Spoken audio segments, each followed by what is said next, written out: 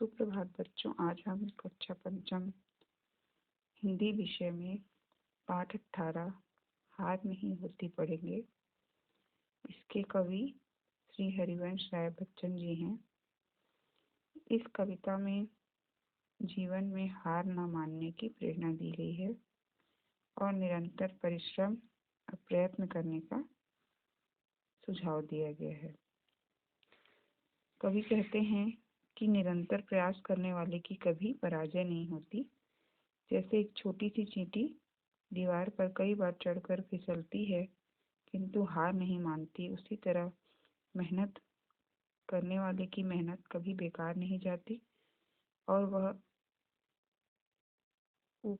जिस प्रकार चींटी जो है वो ऊपर चढ़ने पर सफल हो जाती है, गोताखोर उत्साह में भरकर गहरे समुद्र में भी छलांग लगाता है और मोती निकाल ही लाता है, उसी प्रकार असफलता को एक चुनौती मानना चाहिए और जीवन में हमेशा संघर्ष करते रहना चाहिए। यह शिक्षा इन उदाहरणों के माध्यम से दी गई है। लहरों से डरकर नौका पार नहीं होती, कोशिश करने वालों की हार नहीं होती। नन्ही चींटी जब दाना लेकर चलती है, चढ़ती दीवारों पर 100 बार फिसलती है।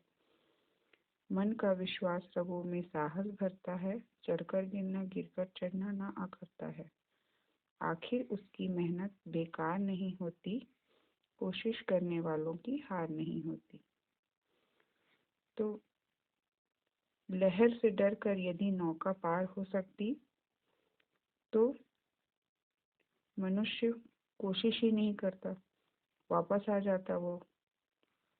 तो कोशिश करना जीवन के लिए बहुत आवश्यक है। अगर नाविक ही लहर से डर जाएगा तो वो नाव को उस पार तक कैसे लेकर जाएगा।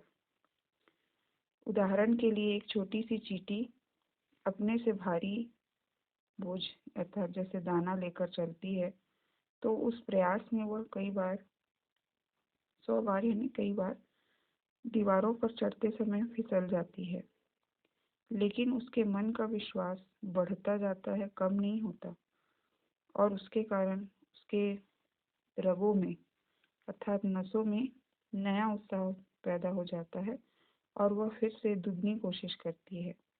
बार बार चढ़कर गिरती है, गिरकर फिर चढ़ती है और उसे बार बार कोशिश करना बिल्कुल भी नहीं अखरता है। अंत में उसकी मेहनत रंग लाती है और उसकी कोशिश सफल हो जाती है, अर्थात वह दीवार में चढ़ने में सफल हो जाती है। दूसरा उदाहरण है, डुबकियां सिंधु में गोताखोर लगाता है, जा जाकर खाली हाथ लौट कर आता है। मिलते न सहज ही मोती गहरे पानी में, बढ़ता दूना उत्साह इसी हैरानी में। सिंधु अर्थात समुद्र में गोताखोर गोता लगाता है और बार बार जाने पर यदि उसे मोती नहीं मिलता तो वह खाली हाथ ही लौट कर आ जाता है। उसे स्वाभाविक रूप से सहज रूप से मोती तो नहीं मिलते गहरे समुद्र में, किंतु हर बार वह वापस आने पर दुगने उत्साह के साथ समुद्र में फिर से जाता है।